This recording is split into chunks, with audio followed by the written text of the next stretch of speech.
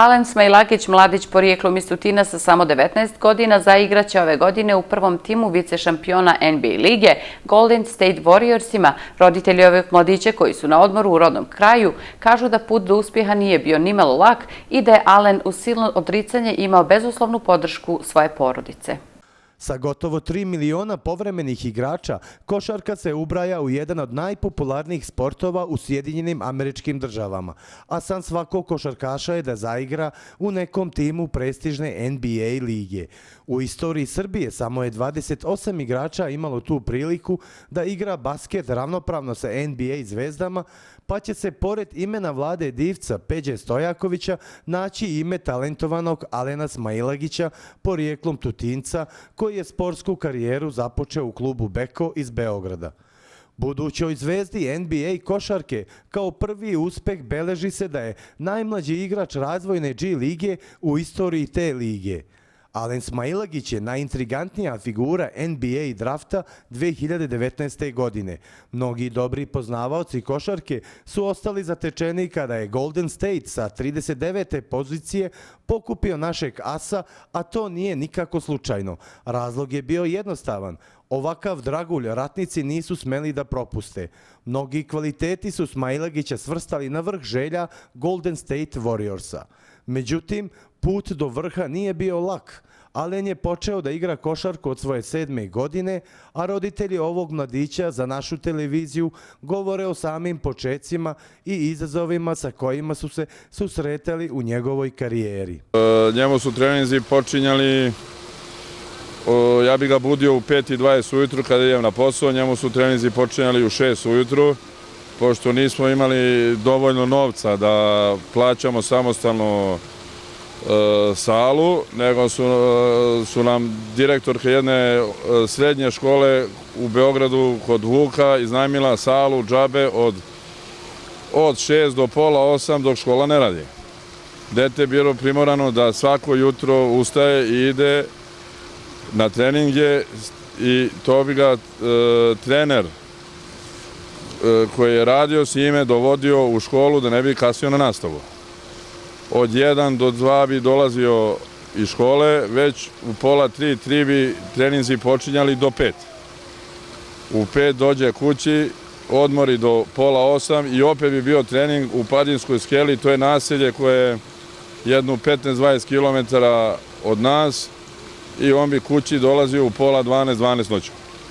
Gde bi mu majka opet bila spremila da jede, to je bilo obavezno, on je od 6 do 8 puta jeo dnevno. Kakva je bila uloga majke na tom Alenovom putu do uspjeha? Pa ja sam iskreno bila više za školu, smatrala sam da treba da bude obrazovan i pored košarke. Otac je bio veća podrška možda još od mene, tako da ispalo je kako je ispalo. Nije ostao ni neobrazovan i tako. Ispratili smo svaku njegovu utakmicu, ništa nismo propuštali slučaju. I mi se nadamo da će Alen ove godine od 5. oktobra zaigrati za njih.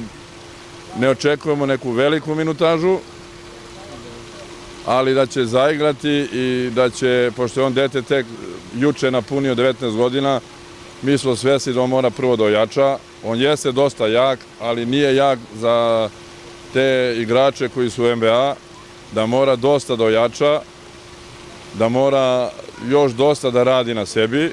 On je sad otišao 2 mjeseca ranije pre svih u Ameriku da bi se tamo spremao. Jer tamo su ipak bolji uslovi nego ovdje kod nas. Vi ste poreklom iz Tutina, živite i radite u Beogradu. Koliko često dolazi Alen ovdje u Tutin i da li je dolazio, da li to forsirate da Alen ne zaboravi svoje koreni, ne zaboravi poreklo svojih roditelja? Da, ja sam poreklom rodom iz Lipice. Alen je svako leto dolazio ovdje. Zadnjih par godina malo slabije po par dana, ali mi smo se trudili da on zna gde su mu koreni. Odakle smo mi nastali, da upozna svoju rodbinu, jer i to čini čoveka. Mora da znaš dakle su ti koreni i da upoznaš svoju rodbinu. Dolazio je ovdje, ali i ovdje donosio loptu. Ovde je, ja mislim, u srednjoj školi gdje imaju košujetu igru leti basket s drugarima iz Tutina. Verovatno njega sad neki poznaju, jer on je s njima tu bavio se s košarkom. Jer njemu je i tad bio prioritet basket. Vaša porodica iz Dubova i vašeg supruga sigurno su ponosni sad, sigurno su ponosni sad na Alena. Da, naravno, svi su ponosni, svi ga podržavaju, svi ga prate, čak i u Nemačkoj gde su naša mnoga rodbina, svi su ga zapratili, svi se ponose, pričaju o njemu. Moj dever i Jetrova puno su mu dali podrške, svaku utakmicu, nikad nisu propuštali.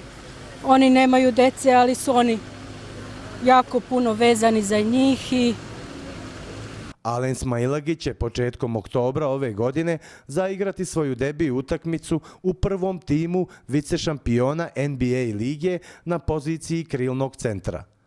Ovaj mladić 208 cm visok i 98 kg težak je 18. avgusta napunio tek 19 godina i pred njim je zaista fantastična sportska karijera.